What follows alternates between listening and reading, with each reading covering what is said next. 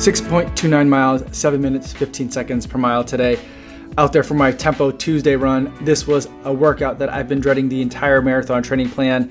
The layout, pretty simple.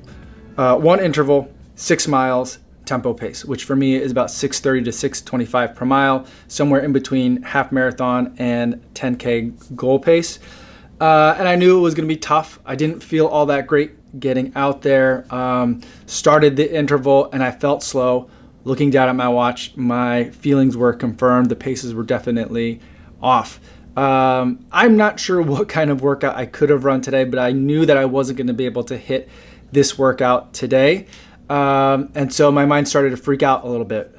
6 miles of tempo seems really long for me, and it's plenty of time for my mind to wander. And so I was thinking about, well, if I can't hit these paces and I'm trying to hit something similar to this for the half marathon coming up in like a couple of days, a handful of days, what does that mean?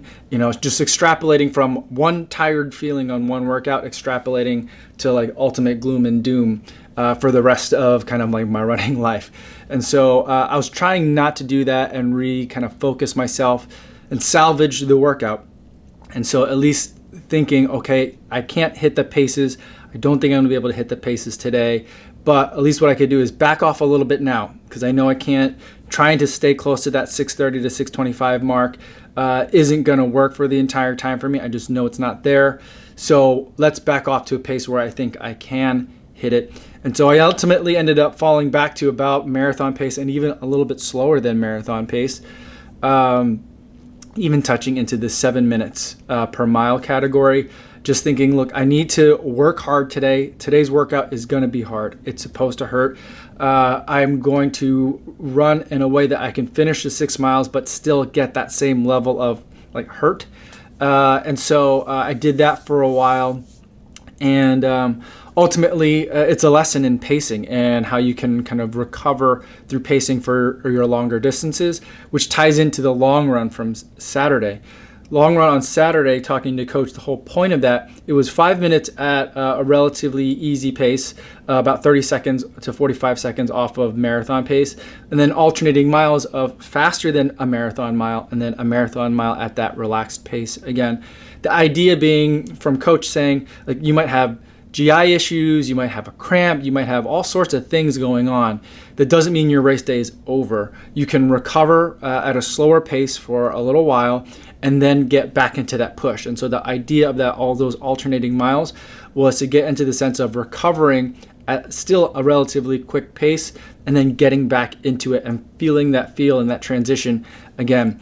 And so that tied in really well to what I ended up having to do on this workout, which was backing off the goal pace for a while and then pushing again once I felt like, okay, I'm at mile 3 or so, and I feel like I have a little bit more to give, so I can pick up the pace a little bit. Still might not be able to get to my goal, but I can still push a little bit harder. And so I was able to do that, and again, just salvage the workout. The workouts, I mean, I think the way that to think of it as this entire workout, everything's based on paces and distances. But ultimately, those are all like metaphors for how hard a person should be working at any given moment and for how long. And so the idea, even though I couldn't hit the paces today, was still get that hard effort. I definitely got that out of the workout today, kind of like a working to muscle failure or muscle fatigue. Definitely got that, definitely got anaerobic. And so I think I got what I needed to get out of the workout today. I was definitely exhausted by the end. Later on, I ended up looking at it. This is the run that I talked about yesterday in the Polar Vantage V review, where the GPS got real freaky from the watch here. And so I got very confused as to where exactly I was, because it was telling me I still had a lot more left to run. But based on where I am and how familiar I am with the routes that I'm running, I knew that I should have been about done. So that had me looking further into the data. The Polar Flow on the website has a really great tool where you can look at your workout, and based on the different metrics and graphs you're looking at, whether it's heart rate or pace or power, which you can get from the Vantage V, I could tell here's where I started and here's where I ended, both on the map and on the clock. And so I can trim in the beginning and end, the warm-up part of the workout and the part where I started the cool down, even though it wasn't technically in my cool down, per the watch's GPS tracing.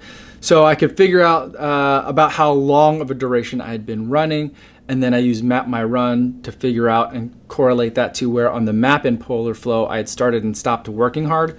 So it ended up being about 5.82 miles at 6 minutes 32 seconds per mile overall pace for that distance. So almost at the 6 miles I was supposed to run, and almost at the goal paces I was looking for, and in any event overall faster than my half marathon pace.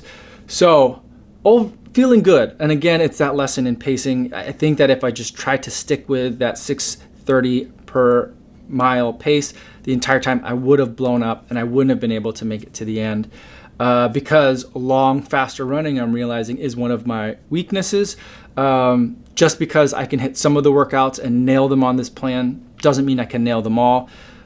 A good workout plan, a good training plan should hit both your strengths and your weaknesses as well. This is definitely highlighting one of my weaknesses, but the takeaway that I'm going to take from it is that it's helping me work on them, and it's certainly not a sign of impending doom. Do I wish I could have hit it? Yes, absolutely. But it's not as bad as I think it is, I think. Before I go for today, I do want to talk about the charity winner for the week. This week it's Jerry Williams, who's running the Chicago Marathon as well, coming up in about 4 weeks now, or 3.5 weeks now. And he's raising money for Leukemia and Lymphoma Society. I've donated $70 to his fundraising efforts, and I'll post a link in the description in case you'd like to learn more. That's all I have for today, everybody. Thanks so much for making it to the end of the video, and I will see you tomorrow. Yo, what's going on?